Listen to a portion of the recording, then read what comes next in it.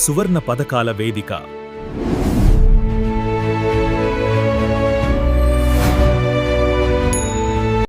నమస్కారం అందరికీ.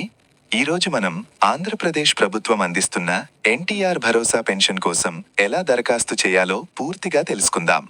ముందుగా ఒక ముఖ్యమైన విషయం. ఈ పెన్షన్కు దరఖాస్తు చేయాలంటే మీరు ఆఫ్లైన్లోనే అప్లై చేయాలి.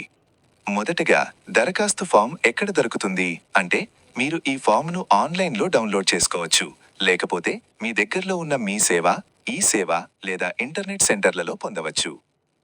ఇప్పుడు ఫామ్లో ఏ వివరాలు నింపాలి చూద్దాం. మొదట వ్యక్తిగత వివరాలు, మీ పేరు, తండ్రి లేదా భర్త పేరు, విద్యార్హత. తర్వాత గుర్తింపు వివరాలు, పుట్టిన తేదీ, వయస్సు, లింగం, Aadhaar number, rice card number. సామాజిక వివరాలు కూడా తప్పనిసరిగా ఇవ్వాలి. వైవాహిక స్థితి, కులం, ఉపకులం, కుల ధృవీకరణ పత్రం వివరాలు. చిరునామా పూర్తిగా రాయాలి. అలాగే ఆధార్కు లింక్ అయిన మొబైల్ నంబర్ తప్పనిసరిగా ఇవ్వాలి. ఆర్థిక వివరాల్లో ఆదాయ ధృవీకరణ పత్రం సంఖ్య, కుటుంబ నెలసరి ఆదాయం, భూమి వివరాలు, గత 6 నెలల విద్యుత్ వినియోగం కూడా ఇవ్వాలి. ఇంకా కొన్ని ప్రశ్నలు ఉంటాయి. మీ దగ్గర 4 చక్రాల వాహనముందా? ఇంట్లో ఎవరైనా ప్రభుత్వ లేదా ప్రైవేట్ ఉద్యోగులు ఉన్నారా? మీరు ఆదాయపు పన్ను చెల్లిస్తున్నారా? ఇతర పెన్షన్లు పొందుతున్నారా? ఇవన్నీ నిజాయితీగా పేర్కొనాలి.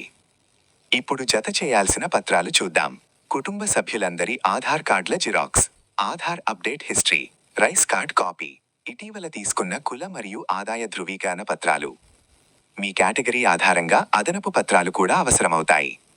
విధవ పెన్షన్ అయితే భర్త మరణ ధృవీకరణ పత్రం. దివ్యాంగుల పెన్షన్ అయితే సదరం సర్టిఫికెట్. ఒంటరి మహిళలు అయితే కోర్టు విడాకుల పత్రం. వృద్ధాప్య పెన్షన్ అయితే 60 ఏళ్లు నిండినట్లు వయస్సు ధృవీకరణ.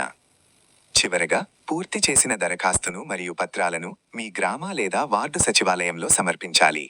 అక్కడ వారు మీ వివరాలను ఆన్లైన్లో నమోదు చేస్తారు.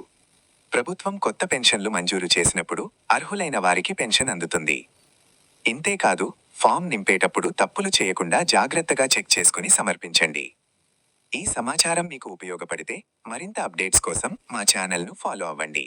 Yojana Vedika, empowering every Indian citizen with access to essential government schemes, from financial aid to housing and education.